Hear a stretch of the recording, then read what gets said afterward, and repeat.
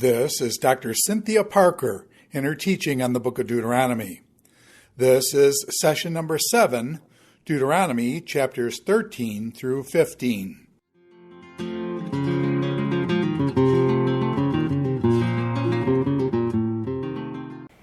In the previous lecture, we talked about Deuteronomy chapter 12.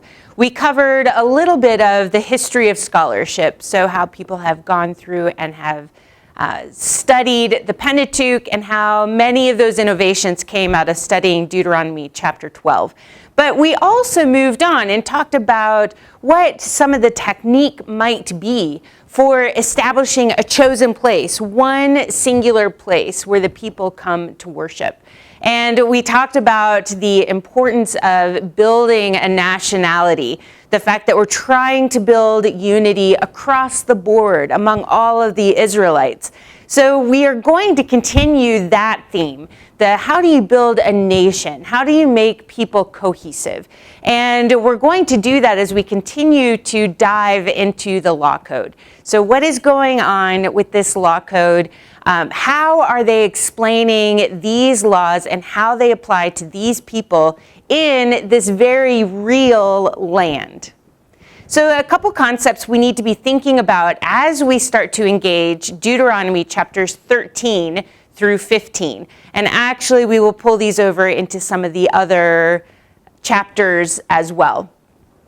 So first of all, we want to look at the moral and ethical responsibility of individuals as well as the community. So Deuteronomy, as we've mentioned, even in the language that Deuteronomy uses, there's the you, singular person, and then there's the you, collective body person, and people, community. So the community is cohesive as one, just as you as an individual are one.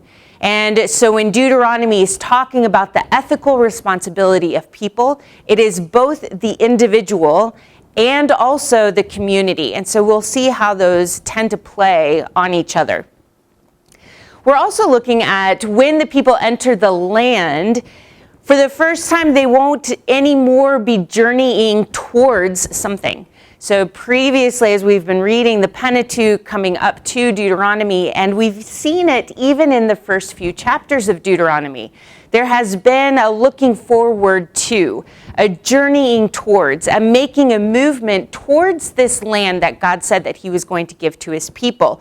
But now, as we engage the law code, we're seeing that these are the actions for when they have arrived. And when they've arrived, the task is no longer can we successfully journey there, but can we successfully take care of this gift that has been given to us? And so the shift becomes the responsibility of receiving a gift. So yes, it is a gift that is freely given, but it requires and demands that individuals and community take place or take an investment in it.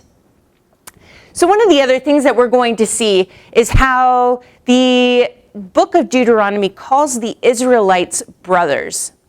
This is all going back to trying to create a cohesiveness among the people. And we will see this idea that will come up in especially chapter 15, when we get to Deuteronomy 15. But this idea of brotherhood is used more often than any of the names of the tribes, or even identifying these tribal identities.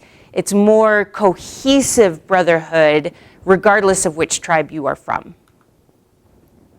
We are also going to find that Deuteronomy talks quite a bit about belonging. So they do receive this land as a gift, but there is something about becoming rooted in place. And that takes a certain amount of investment and purposeful behavior. And then the people belong not only to each other as a community, but then they belong to the land. So this concept of belonging, and we could even say the land belongs to the Israelites. This is going to pull up two different verbs for us, two different Hebrew verbs. The first one is yirash, to possess. Now, this would be like the legal right of someone to own something. This often has something to do with a father who passes down an inheritance for his son to possess. So it's the legal right of ownership. And in Deuteronomy, it talks about how God is giving the Israelites the right to possess the land. But it also talks about how the Israelites are required to dwell, yeshav. And to dwell in the land is a different type of possession or belonging. So when you dwell, there's a proactive sense that they are working towards residing in this land. It is the continuation of living well to establish a fulfilled human existence. It's looking far into the distance in the future. So this type of dwelling well. So where to possess legal ownership, but you can possess a place and not dwell well in it. Deuteronomy is very concerned that when the Israelites go in to possess the land, which the flip concept of that is dispossessing another people group, but Israelites go in, they possess the land, that's not enough. They need to also dwell, and dwell in such a way that it develops a very human, beautiful, fulfilled community life. So let's get into Deuteronomy chapter 3. So this is a little bit of a problematic chapter. When you read it, it sounds quite uncomfortable. So we have the chapter, it is divided into 3 different segments of people. So first we're going to find this addressing prophets, false prophets in particular, and then it will address brothers and friends, so intimate people you are intimately acquainted with. And then it is going to address people who will go into cities and persuade whole cities. So let's take a look at this and start thinking about what this chapter might mean. So Deuteronomy chapter 13, I'll start reading in verse 1. If a prophet or a dreamer of dreams arises among you and gives you a sign or a wonder, and the sign or the wonder comes true concerning which he spoke to you, saying, let us go after other gods, whom you have not known, and let us serve them. You shall not listen to the words of that prophet or the dreamer of dreams. For the Lord your God is testing you to find out if you love the Lord your God with all your heart and all your soul. You shall follow the Lord your God and fear him. You shall keep his commandments, listen to his voice, serve him, and cling to him.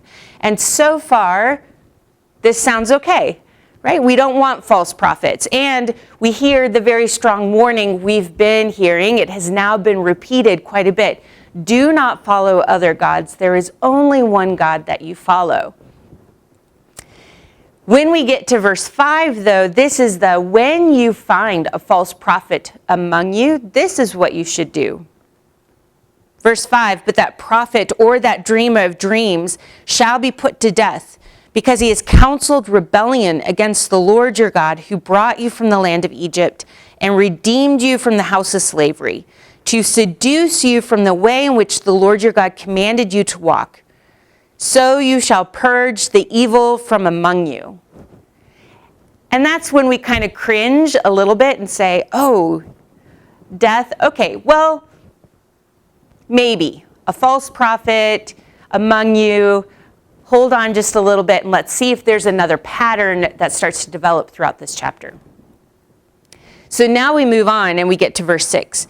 If your brother or your mother's son or the son or daughter or wife you cherished, or your friend who is as your own soul, right? So basically listing people you would be intimately acquainted with, your best friend, a family member.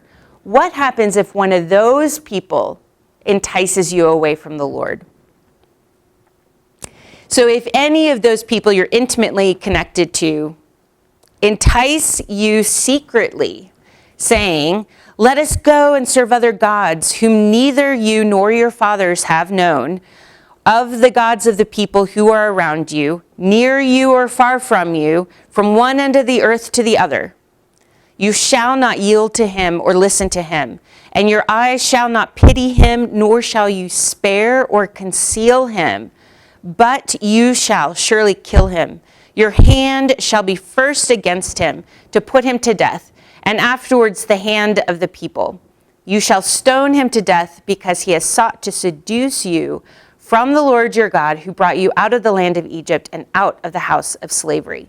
And then all of Israel will hear and be afraid and will never again do such a wicked thing among you. Okay, this one's a little harder than the false prophet to swallow because these are intimately connected people to your household. And yet it says those people who come to you and in secret are trying to steer you away.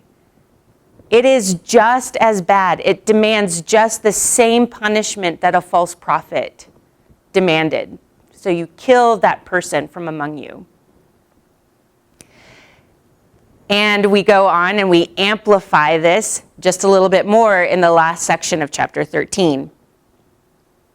If you hear in one of your cities, which the Lord your God is giving you to live in, anyone saying that some worthless men have gone out from among you and have seduced the inhabitants of a city, saying, let us go and serve other gods whom you have not known. Then you shall investigate and search out and inquire thoroughly. If it is true and the matter established that this abomination has been done among you, you shall surely strike the inhabitants of that city with the edge of the sword, utterly destroying it, and all that is in it, and its cattle with the edge of the sword. Oh, okay, so now we have entire cities that are being destroyed, along with all the goods of the city and the animals of the city. So all of this may seem really quite harsh, but let's put this within the context of what Deuteronomy is doing. Because when we look at the historical record and when we look at archaeological finds and when we look around, we don't actually think the Israelites ever implemented these kinds of laws where they actually were killing their own kids, because we know God is against killing of children, and we don't think that they killed the inhabitants of their own cities. So what is going on here in Deuteronomy? Well, if Deuteronomy is trying to establish a nation, a people group who can go in, they can belong together, they dwell together. And if Deuteronomy is projecting forward this idea that the place where they are going has the opportunity to be like Eden, to be as good as Eden was, to follow the design that God set up even in the beginning in creation. If that is the goal, then anything, be it a false prophet, be it someone intimately connected to you, or someone who has turned the minds of an entire city, that needs to be eradicated from among your midst. So using very strong language, the point becomes very clear that in all things, God wants his people to love him and him only. Right? So the Lord our God, the Lord is one, or the Lord is the only one and only Lord. So chapter 13, although making us squirm a little in our seats, it says whether it is one person trying to entice a city, whether it is someone in the intimacy of your household, whether it is someone who has persuaded an entire city to walk away, as soon as you walk away from God and you start following other gods, you need to eradicate that from among your midst, because that is something that is detestable in the sight of God. Now you could say, and many people talk about, why is the punishment so severe? Well, we may not have an exact answer for that, although some people have supposed that this may go or partner with the idea that the Israelites are called the sons of God. And so if Israel is the son of God, if Israel turns away from God, that punishment is death. And so Chapter 13, even talking about the son in your own household. Why do you have to kill the son in your own household? Well, the son in your own household represents you as the nation in your relationship with God. So that may be part of the answer.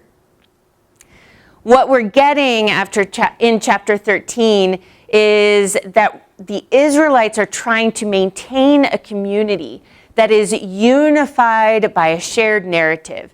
They are motivated to act based on the same identity as God's people. So building on that, how do you try to establish your identity and remember your identity as God's people? We move on to chapter 14. So in chapter 14, we have in the very beginning the setting up of what their identity is. In fact, we get two different types of sentences or phrases to explain their identity. So in Deuteronomy 14:1, it says, "You are the sons of the Lord your God." So again, you are the son of the Lord. And so based on that identity, and also the phrase in verse 2, "You are a holy people to the Lord your God, and the Lord has chosen you to be a people for his own possession out of all the people who are on the face of the earth." So you are God's son, and you have been chosen. So that's the identity that is established at the beginning of chapter 14, which creates then the motivation for the laws of chapter 14. Now we enter into a whole list of, therefore, eat in such a way. So the list is not exactly the same as the list of clean and unclean foods that are given to us in Leviticus. Not all the same animals are listed in either list, but we get the same basic groupings of animals. So animals that fly in the air, animals that live on the earth, and animals or fish that are in the sea. So we see the same type of groupings here in Deuteronomy chapter 14. Interestingly, this chapter is framed, first of all, by this idea that you are not to eat, in verse 3, "You shall not eat any detestable thing." Well, this word is the exact same Hebrew word that was found in chapter 13, verse 14, when it tells them to get rid of every abominable or detestable thing that has been done among you. So we're seeing a continuity of ideas. So where in chapter 13 it was people and behavior, in chapter 14, choose even the food you eat based on what is detestable or not detestable. So food is really quite a powerful symbol. So the way that you eat can separate you as you go through the act of choosing, purposefully choosing what to eat and what to reject. You are solidifying your identity as part of a people group. And you put yourself within a whole group of people who are making the same types of decisions. And especially if you're doing this purity, what is pure, what is impure type of a designation, it is affirming for you over and over again, you are a pure people because God has chosen you. You have been set apart for him. And that shows up even in the way that you choose to eat as an individual in your household, but also as a community. So no matter which Israelite city you're going into, people are eating according to these kosher laws. Now, one of the things that I find really interesting is as we go after the list of all the animals, and we're still working within this idea of what is kosher, what is not kosher, and what do you do with non-kosher food, we have this further explanation in verse 21. "You shall not eat anything which dies of itself. You may give it to the alien who is in your town so that he may eat it, or you may sell it to a foreigner, for you are a holy people to the Lord your God. You shall not boil a young goat in its mother's milk." Okay, so if we leave off the very last part of that verse and say, This is a strange law. It's saying if you go out and if there is an animal that has died of its own, you didn't go out and hunt it or kill it or slaughter it, what do you do with that meat? So again, reminding ourselves that this is a people group that are doing subsistence living, right? So they are living off of the land. So any meat available to eat is a valuable commodity. Do you just throw that away? Let it rot in the field? What do you do with this meat? And then to allow the Israelites to give it away to the aliens, but not to the foreigners. This seems to be a random law. What does that mean? This is when it's helpful for us to do a little bit of a word study. So we have in the first part of the verse, the idea is you can give that meat to the ger. Okay, so a ger, which is sometimes translated as alien, sometimes foreigner, these are people who are not necessarily Israelite by ethnicity, but they are foreigners, except that they live permanently among you. Now, they may live among you, but most likely they don't own land. And if you don't own land, then you're not going to rise up to the upper echelon of society. You're not going to have your own farmland that you can use. If you are a ger, if you are a foreigner living among the Israelites, most likely you are poor and alienated. So you're among part of the vulnerable of that society, which is different than the other word that is used in the same verse. So, nachre, this word means foreigner, sojourner. It can have lots of different English translations. This is someone who lives permanently in a different country. So an Egyptian who may have a caravan and is passing through because all the trade routes go through your land. So that person probably has then their own societal network back at home. They may, because they are traveling and passing through, have a little bit more of an economic advantage, or they may have resources available to them. And so Deuteronomy, in recognizing you have a ger among you, you have a foreigner, most likely is going to be like the orphan and the widow, the vulnerable in society. So if you find an animal that has died, just give it to the foreigner. Allow them to eat. Allow them to benefit off of that meat. Or you can sell it. And you can sell it to someone who is passing through and passing by. So the giving away or the selling has more to do with the economic status of the person that is receiving the benefit of that gift. The very end of chapter 14 provides this really great, if you are going to the place God has chosen and you live a long way off, it is quite difficult, it is unpractical basically, to bring a small animal, to bring some doves or goats with you. So Deuteronomy says, just put that money in your pocket and then go stand before the place God has chosen, purchase whatever it is that you want to sacrifice, and then eat there before the Lord your God and celebrate with him. It's one of these great verses or collection of verses that shows us how much God wants to feast with his people. There's allowances, yes, so there are certain types of sacrifices you're supposed to bring for different reasons. But the allowance of you may be going from far away, just put coins in your pocket, get there, purchase the thing that will make you happy, and then feast with God in your midst.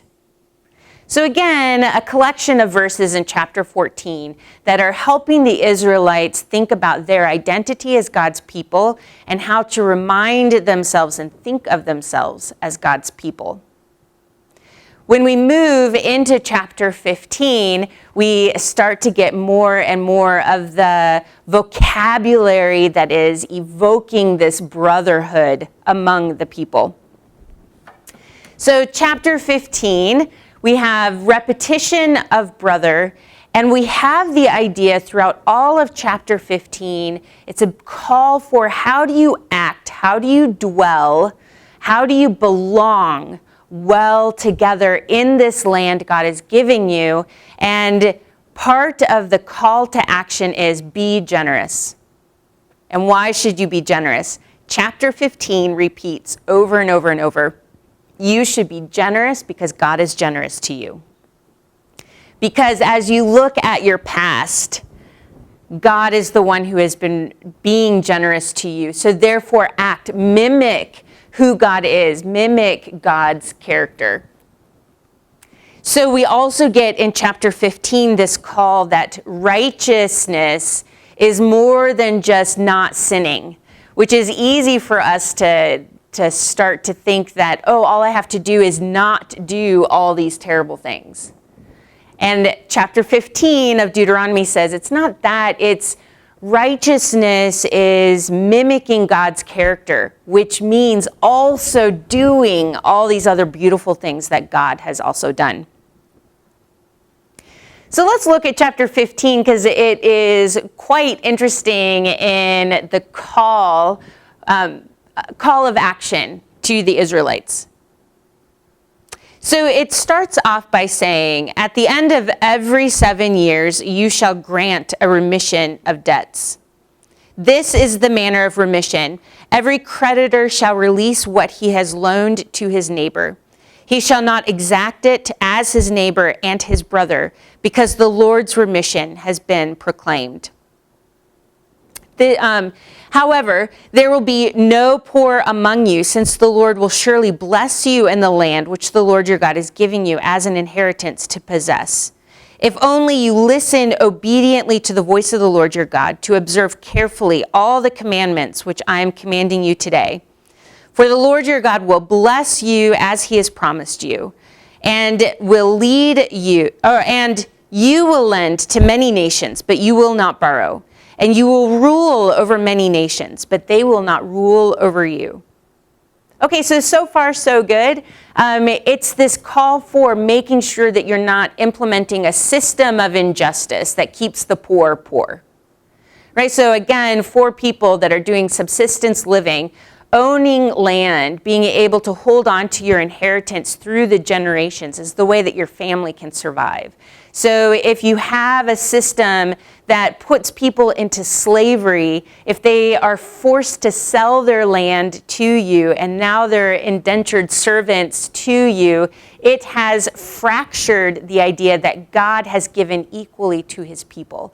And so there is a warning, do not establish monetary systems that will force people forever and ever into indentured servanthood. Why do you do that? Why would you be motivated to do that? Because God is the one who is blessing you. Remember in chapter 11, God is the one his eyes are on this land, and he is the one who gives the early and the latter rains. So try to stay humble and to be aware of the fact that this already is God's gift. And as it is God's gift to his people, they are the ones that are managing that gift and managing it well. So we have this idea that has been given, there will be no poor among you. Ideally, right? Because God will give you everything you need and no one will be poor. And then Deuteronomy says, except there will be poor, and so when there are poor, this is how you shall act. So in verse 7, if there is a poor man with you, one of your brothers, so again, it's a brotherhood idea, in any of your towns, in your land, which the Lord your God is giving to you, you shall not harden your heart, nor close your hand from your poor brother.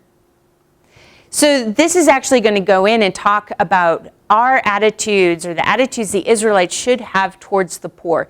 What I want you to listen for are the body parts that are mentioned. These body parts mean something really quite particular, so pay attention. So I'll reread verse 7. If there is a poor man with you, one of your brothers, in any of your towns, in your land, which the Lord your God is giving you, you shall not harden your heart, nor close your hand from your poor brother. But you shall freely open your hand to him, and shall generously lend him sufficient for his need in whatever he lacks.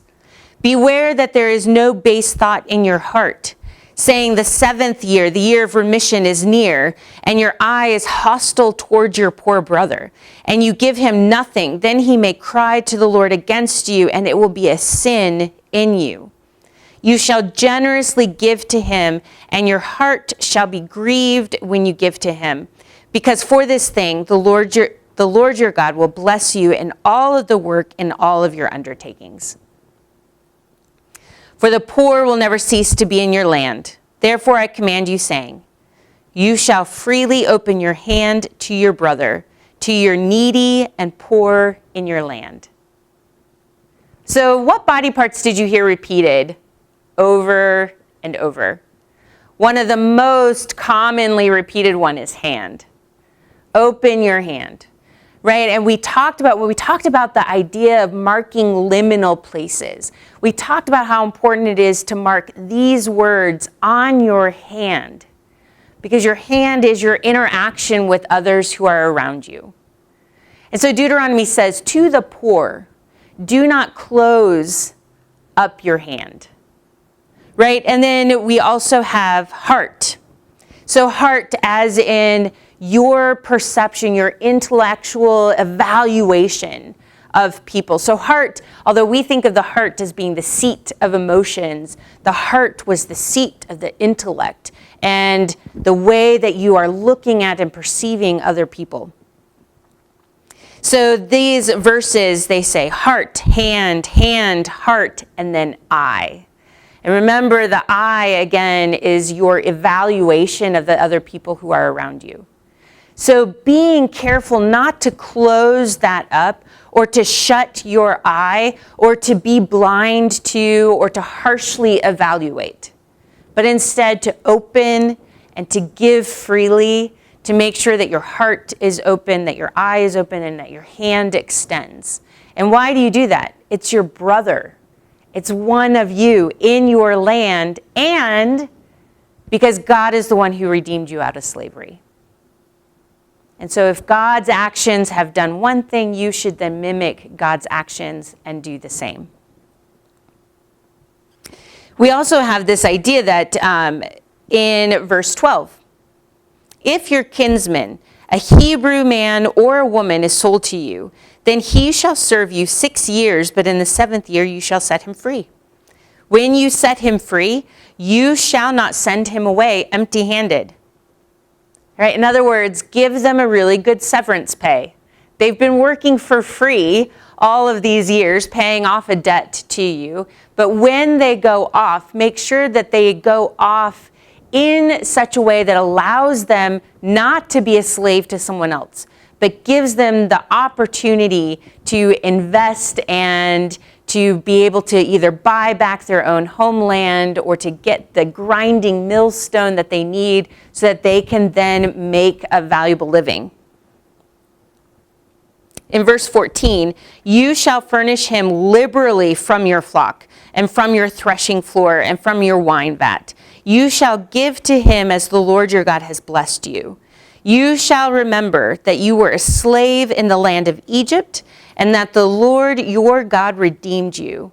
Therefore I command you this day, it shall come about if he says to you, I will not go out from you, because he loves you and your household, since he fares well with you, then you shall take an awl, pierce it through his ear into the door, and he shall be a servant forever.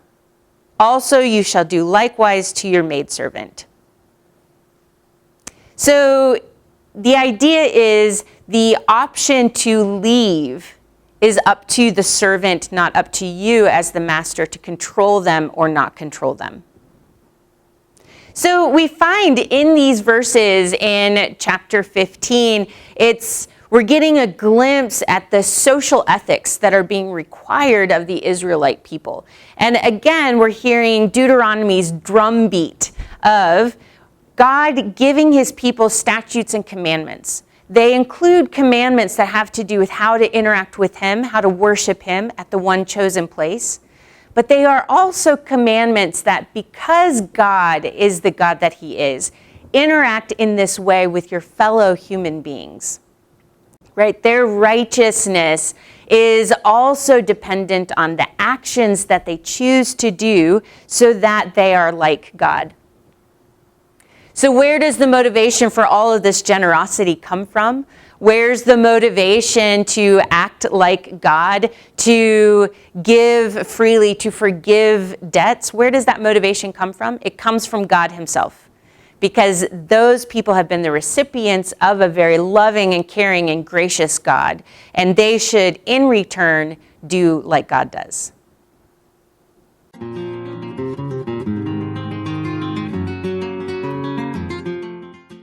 This is Dr. Cynthia Parker in her teaching on the book of Deuteronomy. This is session number 7, Deuteronomy chapters 13 through 15.